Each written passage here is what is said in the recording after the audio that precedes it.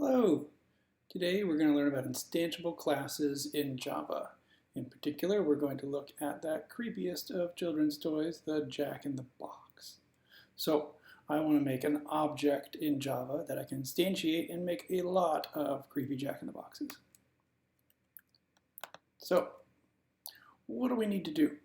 We are going to have the toy that pops open and that you can crank a lever on the side.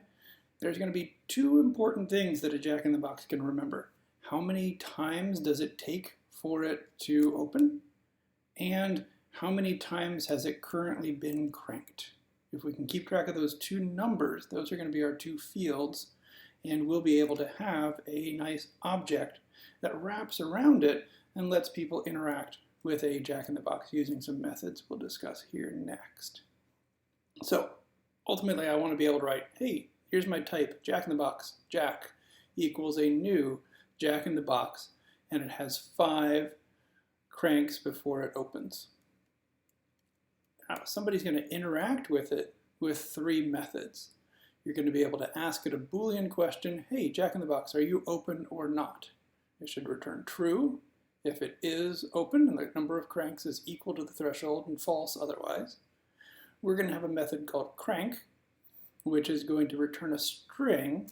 What is the noise that the Jack-in-the-Box is making as we turn the crank one time around?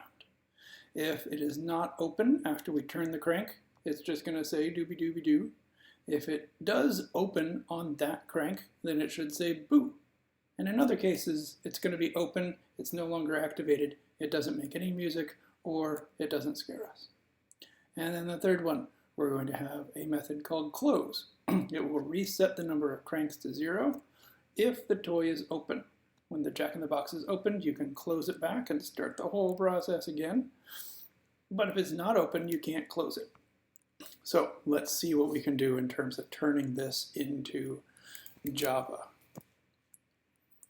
So we've got IntelliJ here. I am going to open a new class in my project that I have, and let's call it Jack-in-the-Box. Great. IntelliJ sets us up and says public class Jack-in-the-Box.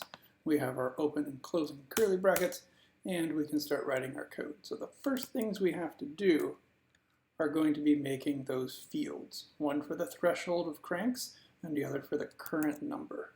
We are going to make them private integers so that they can store our information, and they're inside the class. We're the ones responsible for those 2 numbers, and somebody on the outside of this class shouldn't really see those numbers or be able to change them unless they use the methods that we're going to be creating later. So, the next thing we do after we've created our fields is work on the constructor. Constructor has to be called public. Other people have to be able to instantiate this Jack-in-the-Box, and we call it Jack-in-the-Box. We're going to create a parameter so we can actually set them up a little bit differently each time if we want to. Somebody has a threshold. Make a Jack-in-the-Box that takes 5 cranks, or make a Jack-in-the-Box that takes 8 cranks. And so then we'll be able to say, oh, let's save that. Threshold equals threshold. Now we're tempted to say that works, but IntelliJ is giving us a hint. It's like, wait a second. You are assigning this to something that already exists. Like, no, I wanted to talk to this one up here. The way we do it in Java is use the word this. To talk to a field of a class, we can use the word this, and that resolves the ambiguity between the two. We can say this.current equals current, but it's not ambiguous. We don't really need the this, and we actually want it to be 0. So this.threshold equals whatever they told us. This.current equals 0. When we get a Jack-in-the-Box from the store, it should have 0 cranks. It should be just set to nothing is happening to it so far. Okay, so we have our fields, and we have our constructor. At this point, we are able to start making a main method, string bracket args, and we can instantiate a JackInTheBox. JackInTheBox Jack equals a new JackInTheBox 5. That was our line that we wanted to be able to do, and this is now perfectly acceptable Java code for us. We can run it. There are no compiler errors. Nothing really happens. We don't print anything off to the screen. We don't see anything. But we were successful in getting an object that has two integers inside, sets them up with a constructor, and lets us now have an object name to talk to. So, next steps. We want to be able to implement those methods. Here are those methods. We want a Boolean method called isOpen, a string called crank, and a void method called close. So let's start putting those in here. Here are the methods that we want. These also have to be public methods.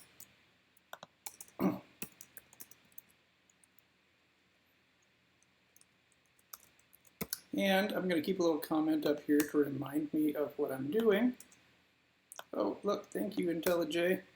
You were trying to be so thoughtful and put in that information here. So, public Boolean is open. Well, I'd better return a Boolean, but I'm just going to write some method stubs to start off. Return false. I want another method in there. Let's call it crank method.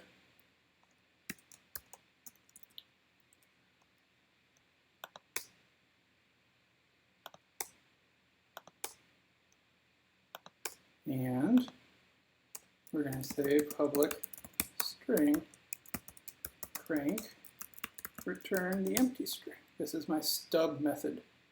And then I have one last method to get in there. Close.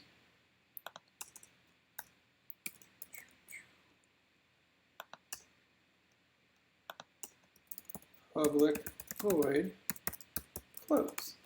It doesn't have to do anything. It's a void method. Okay, everything still works. By making stub methods, we have the names for them, and we can still run our code. It still compiles. Nothing happens. Nothing is broken here. This is good. Okay, let's start implementing the guts of them. So, isOpen will return true if the number of remembered cranks is equal to the threshold. So, we look at our data members up here, threshold and current. When they are the same, we return true. When they are different, we return false. So we can make a Boolean up here, return current equals threshold. That is a great isOpen method. Let's do this one next for the close. Somebody wants to close the toy. That's going to reset current equal to 0. This is how I would start, but I'd say, wait, there's an if, there's a but only. And so I need to say, wait, if the toy is open, then I should be making current equal to 0. Otherwise, that assignment doesn't make sense. We can't close something that is not open. We are ready to go with that one. Okay, so now the crank method. So we're going to increase the stored number of cranks by 1. So somewhere in here, I'm going to say current plus plus. If after the crank is, oh wait a second, I forgot another exception here, only when the toy is not open. So if not is open, then I can make current go up by 1. Okay, after the crank, I've got to check the toy if it's still not open. So if not is open, and I'm going to return doobie-doobie-doo. There we go. Otherwise, it just popped open. It wasn't open. It is now. Return boo. So these are our 3 methods that were asked for, And this gives us a way to talk and do stuff with these private fields up here, but not let somebody change the numbers and put us into an inconsistent state for a Jack-in-the-Box. Okay, so let's write a little tester method down here. What do we want to do? Well, let's crank it 7 times. 0, I less than 7, I plus plus. Let's say we're going to crank it, and let's just print that out.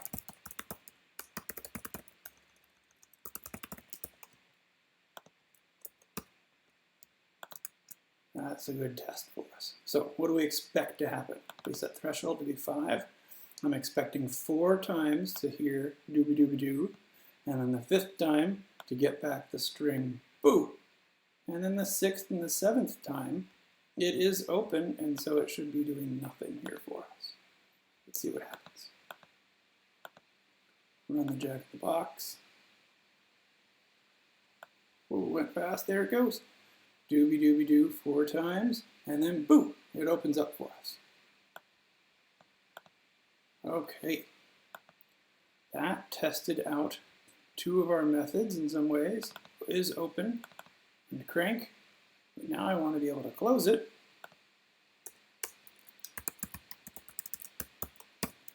This method is now used, and let's make it go a few more times, or prime it for the next person to get them freaked out.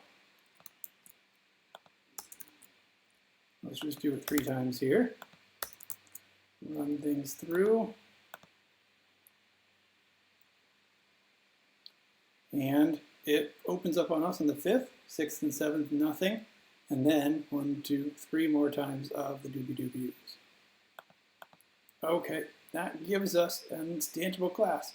Nobody can come along and create current of 23 if the threshold is 5.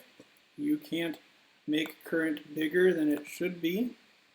They can't close it and do other things that they shouldn't be doing unless they use the specific methods close, crank, and is open.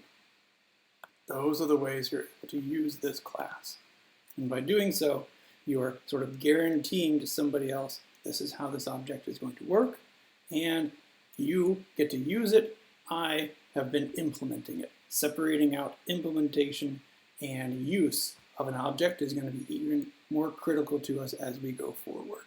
Okay, that should capture what I was trying to talk about today with Jack-in-the-Box and our instantiable object. Hope that makes some sense and has a consistent start from the beginning all the way to the end for you.